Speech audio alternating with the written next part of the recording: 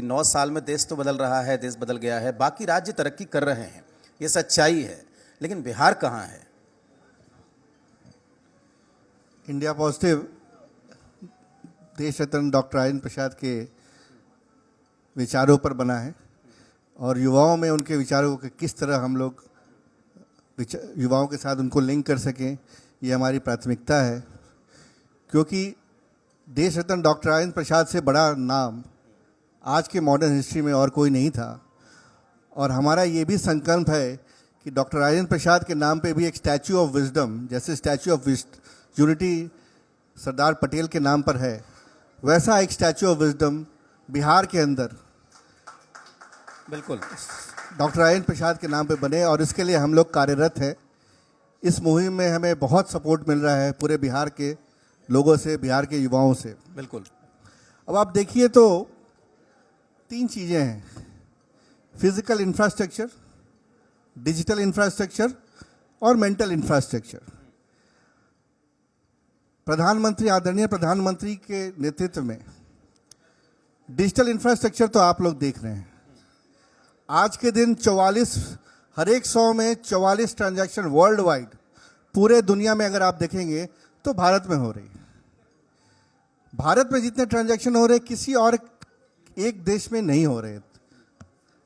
1 billion लोग आधार card से जुड़कर उनका बैंक अकाउंट से जुड़ा हुआ है। 90 करोड़ लोग को लाभार्थी हैं, जैसे गवर्नमेंट की किसान की योजना है जिसमें डायरेक्ट बेनिफिट मिलता है। अब एक बटन दाबने पर 90 करोड़ लोगों के अकाउंट में पैसा चला जाता है। ये चीज़ इतने बड़े स्केल में और इतने एक्यूरेसी से पूरे वर्ल्ड में नहीं हो रहा है। आप अगर आज के दिन भारत से बाहर आप जाएं, आप दुबई जाएं, अमेरिका जाएं, वेस्टर्न कंट्री जाएं, तो आपको लगेगा कि आप डिजिटली थोड़े पीछे आ गए हैं। ये बात मैं पूरी ईमानदारी से कह रहा हूँ। आप अमेरिका जाएं और भारत के अंदर अगर आप एक 5 रुपये का आप सब्जी खरीदते हैं, 10 रुपये का सब्जी भी खरीदते हैं और आप ठेला पे आप पेमेंट करते हैं, और आज आपके पास आप धीरे धीरे आप ध्यान दे रहे हो कि अब आपके पास आपका जो पर्स है वो भी आप उसकी ज़रूरत नहीं पड़ रही, आपके पास मोबाइल है तो सारे काम हो जा रहे हैं।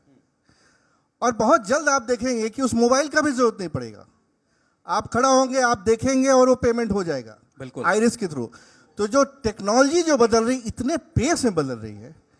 और इस बार जो 4th इंडस्ट्रियल रेवोल्यूशन है, सबसे बड़ी बात है कि इस बार जो इंडस्ट्रियल रेवोल्यूशन में हम लोग आगे हैं। पहला और दूसरा इंडस्ट्रियल रेवोल्यूशन में हम लोग पीछे थे, 3rd इंडस्ट्रियल रेवोल्यूशन में हम लोग साथ थे, और इस बार हम लोग लीड कर रहे हैं। इनोवेशन वर्ल्ड में हम लोग लीड कर रहे हैं। तो ये भारत के लिए एक बहुत बड़ा अपॉर्चुनिटी है और अगले 25 साल में हम एक विकसित देश हो जाएंगे। पर सवाल वही उठता है कि बिहार का क्या होगा? क्या हम हमेशा दूसरे राज्य को बनाते ही रह जाएंगे? बिल्कुल। क्या या हम शिक्षा लेके बाहर चले जाएंगे? क्या हम दूसरे को मजदूरी करने जाएंगे? बट मजदूरी भी आप कहाँ करने जाइएगा? आर्टिफिशियल इंटेलिजेंस के ज़माना में और कनेक्टिविटी के ज़माना में वो सब कार्य धीरे धीरे ऑटोमेशन में जा रहा है। तो हमारे युवा करेंगे तो क्या करेंगे? आपके पास कोई चॉइस ही नहीं है, आपको बिहार को बनाना ही पड़ेगा, बिहार में रोजगार खोजना ही पड़ेगा। आपको खुद रोजगार अपना देना होगा और अपने साथ 2 या 3 लोगों को रोजगार देना पड़ेगा, नहीं तो अगले 25 साल में बिहार का और दुर्गति होने वाला है।